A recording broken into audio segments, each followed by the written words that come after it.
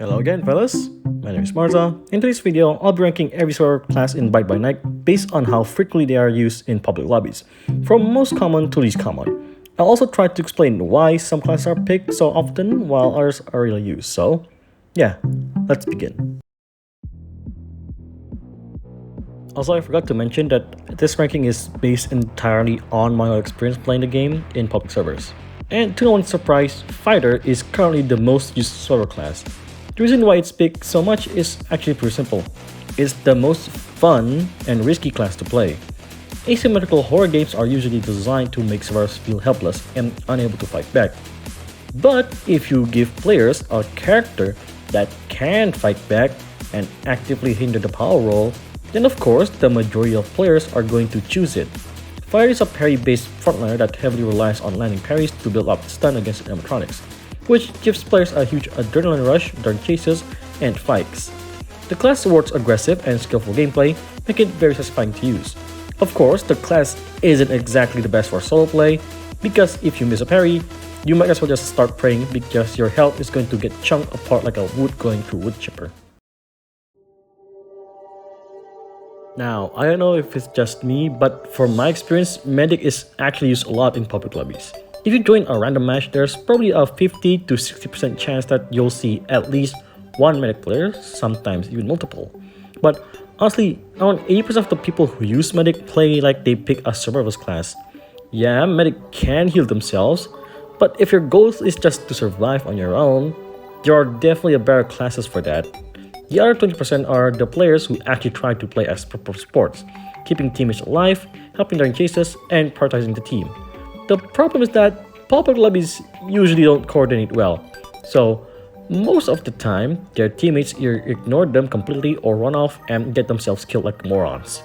Now, don't get me wrong, in a coordinated lobby, Medic can be an amazing asset for a survivor team.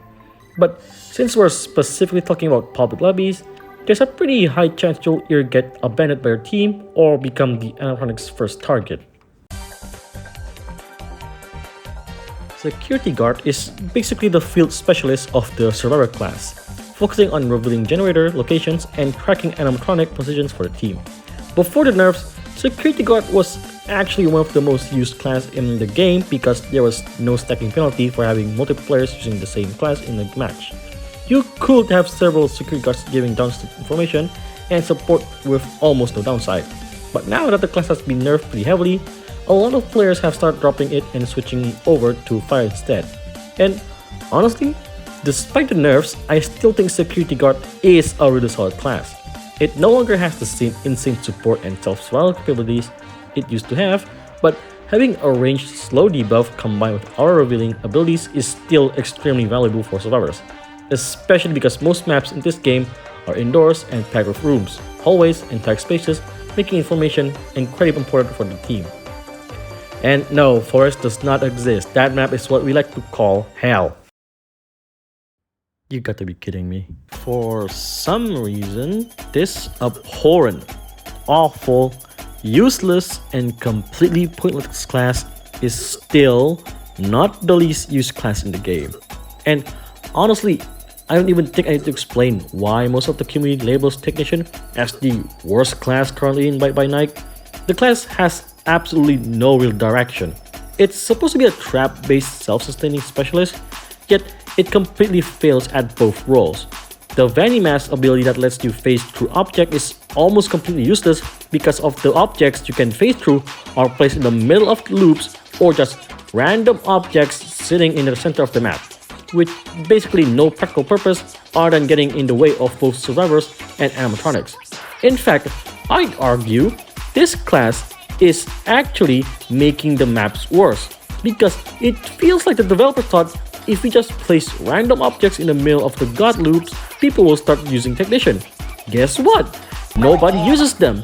The only niche use the class really has is against Springtrap on Pizzeria, and even then, it's extremely situational. And don't even get me started on the traps, they barely work, last for a ridiculously short amount of time, and can be destroyed way too easily. Most animatronics can deal with them without any real effort, making the entire trap focused playstyle feel pointless. At this point, The class either needs to be completely removed or fully reworked from the ground up. Customer is broken. Customer is basically the survivalist class of the game, and in my opinion, it's currently the best class for both solo and coordinated play.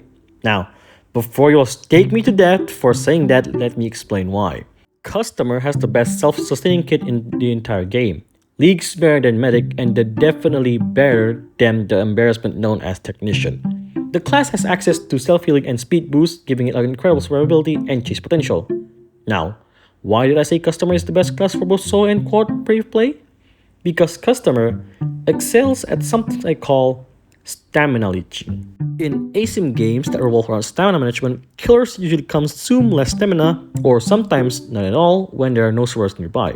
And with buying like DSD system, stamina management becomes an extremely important factor for animatronics during chases. Here's where things get interesting. When a survivor is nearby, animatronics will still drain this normal amount of stamina while running, even if they haven't actually spotted the survivor yet. This is where stamina leeching comes in. If all tasks are complete and you are not currently being chased, you can intentionally stalk the animatronics from a safe distance while staying inside their layer 1 terror radius. Doing this forces them to keep consuming normal stamina while moving around the map searching for survivors. Of course, it's risky. If you get spotted, you're immediately entering a chase. But drained animatronic stamina is insanely strong in Bite by Night because survivors generally have better stamina and mobility overall. And if you do get spotted, most classes will have to start the chase normally, but Customer can immediately use Speed Callout to gain a huge advantage. Combine that with a map knowledge, which honestly isn't too hard since the game currently only has 3 maps, and you can waste an absurd amount of animatronics time while your teammates finish objectives. Now, I can understand why Customer is one of the least used classes despite how strong it is. The playstyle can feel pretty boring compared to something flashy like Fighter. But trust me, once you try stamina leeching, the class becomes way more fun. Sneaking around stalking the animatronics, draining their stamina, and indirectly supporting your team actually creates a really unique playstyle. And so, that is all for today's video. It's a pretty short one because I'm actually still working on a pretty big video about Bite by Night. And it's not going to be on a tier list or something. I promise this is going to be different because this one is just sort of a filler for today's, weekly's upload. So yeah, thank you all for watching. Like and subscribe for more. We are so close to 10k, and I'll see you all on my next video. Goodbye.